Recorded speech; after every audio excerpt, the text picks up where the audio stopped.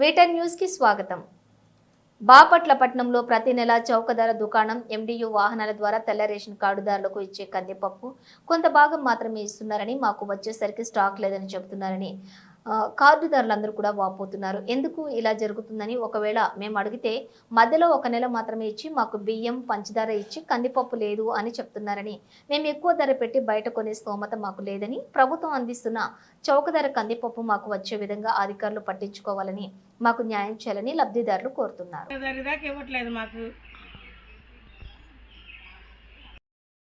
మాకు రాంది మేము అట్టించామమ్మా అన్నానండి. ప్రభుత్వం మారినా మాకు ఇవ్వటం లేదు. కందిపప్పు రావట్లేదు, సరిగ్గా రేషన్ అన్ని ఇవ్వట్లేదు అని వాళ్ళు ఇచ్చినట్టు. ప్రభుత్వం మారినా ఒకసారి ఇచ్చారండి, కందిపప్పు లేదు. ఎలా ఉంటారండి మరి? తెచ్చుకోలేని వాళ్ళకి ఎలా బతుకుతారు? పప్పు అవసరం కదండి ఇంట్లో అందరికి.